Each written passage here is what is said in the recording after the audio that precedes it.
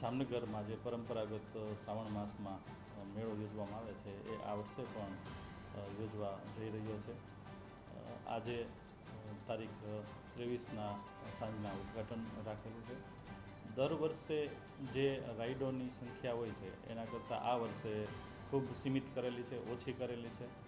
કોઈ સંભવિત અકસ્માત ન થાય એને રોકવા માટે તકેદારીના ભાગરૂપે રાઇડ્સની સંખ્યા ઓછી કરીને સ્પેસ વધે એ તકેદારી રાખવામાં આવેલી છે. અને સાથે સાથે જે એક્ઝિટ અને એન્ટ્રીના ગેટ છે એ પણ દર વખત કરતાં આ વખતે વધારે રાખવામાં આવેલા છે.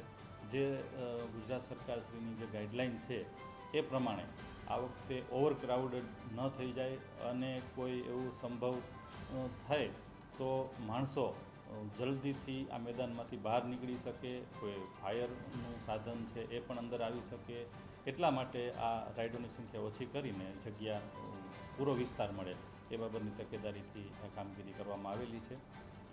આજે સાંજથી એનું ઉદ્ઘાટન પણ થવા જઈ રહ્યું છે.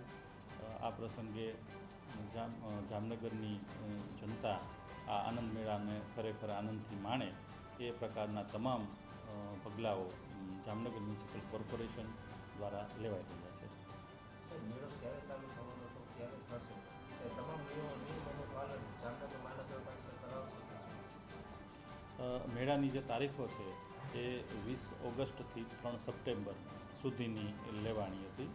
અને જે આગળ મેં કહ્યું એ રીતે ગુજરાત સરકારની જે ગાઈડલાઇન્સ છે કે જે ગાઈડલાઇન્સમાં કોઈ સંભવિત અકસ્માતને નિવારવા માટેની આ માર્ગદર્શિકાઓ છે એના ભાગરૂપે જે પરફોર્મન્સ લાઇસન્સ આપવાનું હોય છે એ સબ ડિવિઝનલ મેજિસ્ટ્રેટની કક્ષાએથી એમની રાહબરી હેઠળની જે કમિટી હોય છે એ કમિટીને પણ પોતે જે ઓબ્ઝર્વેશન્સ છે એના રિપોર્ટ્સ માટે થોડોક સમય જતો હોય છે.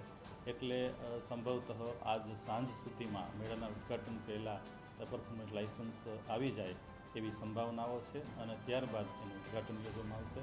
એટલે ટૂંકમાં ધાર્યા કરતાં 2 દિવસ જેવું આ નવી ગાઈડલાઇન્સનું ચુસ્ત પાલન થાય, જાહેર જનતા આનંદ મેળો માણે પણ સુરક્ષિત રીતે માણે એને ધ્યાનમાં રાખીને અત્યારે 2 દિવસ મોડું કહી શકાય. જી, સરકાર દ્વારા જે માર્ગદર્શિકાઓ આવેલી છે એ તમામના પાલન સાથે અમે એ રાઉન્ડ ધ ક્લોક અહીંથી ડ્યુટી ફાળવણીના ઓર્ડર પણ કરેલા છે. પોલીસ ડિપાર્ટમેન્ટ તરફથી પણ ચાંપતી નજર રહે એ માટે પોલીસ કંટ્રોલ રૂમ શરૂ કરવામાં આવેલો છે. એ CCTVથી સુસજ્જ છે. સાથે જનતાને પીવાના પાણીની સગવડ માટે 3 જગ્યાએ પીવાના પાણીની સગવડો ઊભી કરવામાં આવશે. કોર્પોરેશનનો પોતાનો એક કંટ્રોલ રૂમ છે, ત્યાંથી પણ અધિકારીઓની કર્મચારીઓની ડ્યુટી ફાળવણી છે અને એમના દ્વારા પણ આ સતત પાલન થાય, SOPનું પાલન થાય એની નિરીક્ષણ થવાનું છે. એટલે સંપૂર્ણતઃ કહી શકાય કે SOPનું ચુસ્ત પાલન આ વખતે અમે કરવા જઈ રહ્યા છીએ.